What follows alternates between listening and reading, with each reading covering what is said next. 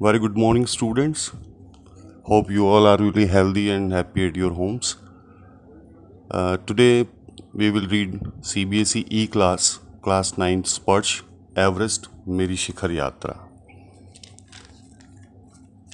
Everest मेरी शिखर यात्रा बचेंद्री पाल का एक अप्रतिम साहसिक और संकल्प से भरा एक पूरा पाठ है जो आपके स्पर्श में दिया गया है। सबसे पहले हम जानते हैं बचेंद्री पाल के बारे में।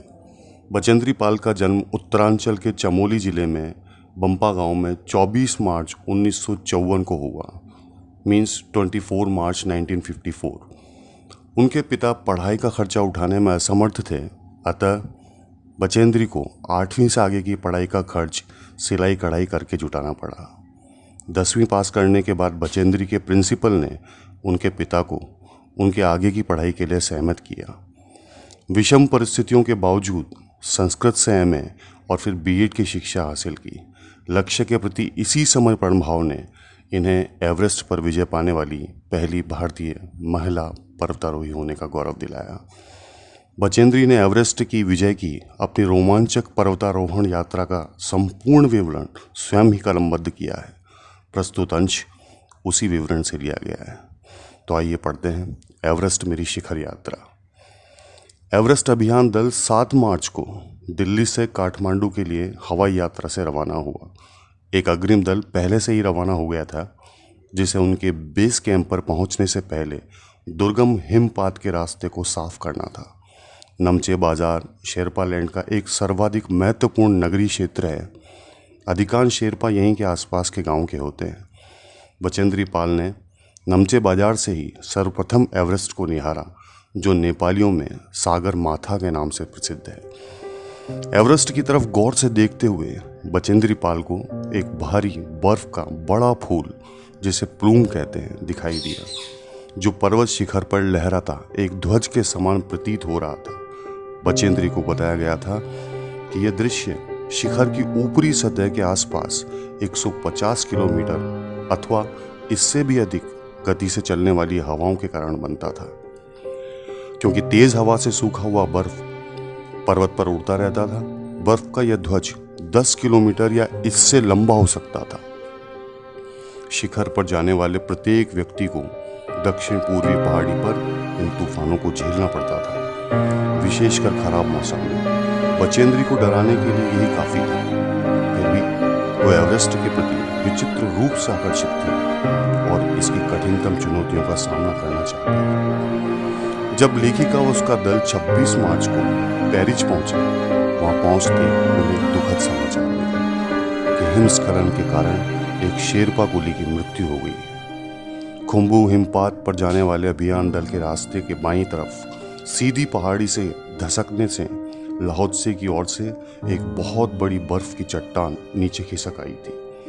16 शेरपा कुलियों के एक दल में से एक की मृत्यु हो गई थी और 4 घायल हो गए थे। इस समाचार को सुनकर दल के सभी सदस्यों के चेहरे अवसाद यानी दुख से देखकर दल के नेता कर्नल खुल्लर ने स्पष्ट किया कि एवरेस्ट जैसे महान अभियान में खतरों को और कभी कभी मृत्यु के सहज भाव को स्वीकार करना पड़ता है। उनके कहने का अर्थ था कि एवरेस्ट पर चढ़ाई करना जोखिम भरा काम है। यहाँ इतने खतरे हैं कि कभी कभी मृत्यु भी हो सकती है। इसके लिए तैयार रहना चाहिए और विचलित भी नहीं होना चाहिए।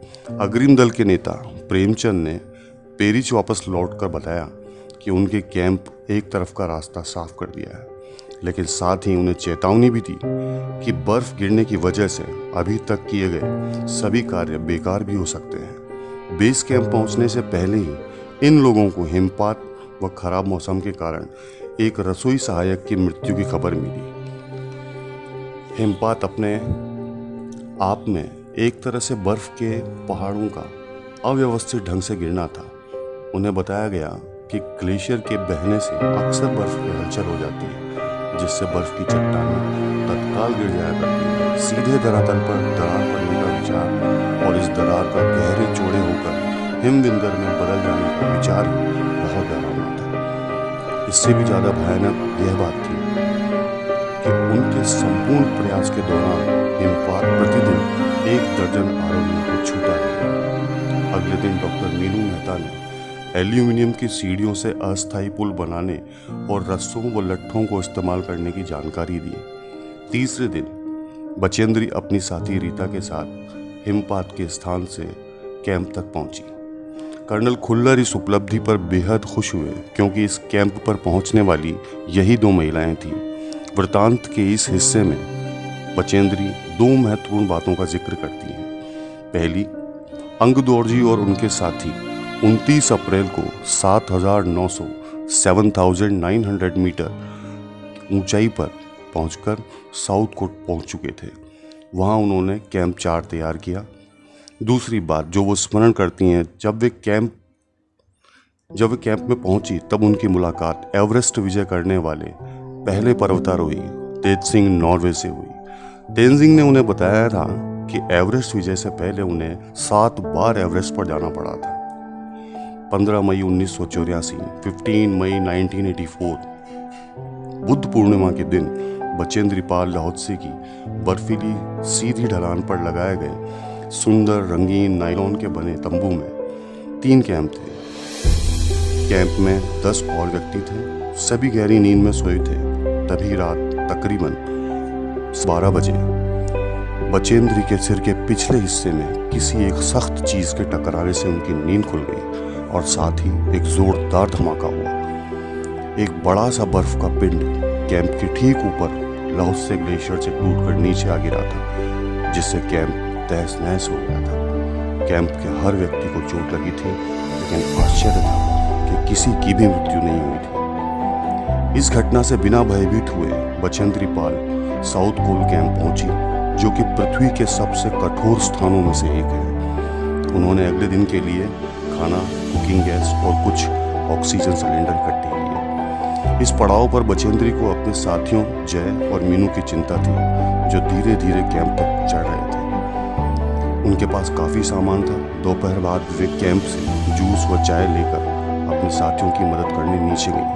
जय उन्हें देखकर बहुत अचंभित हुआ।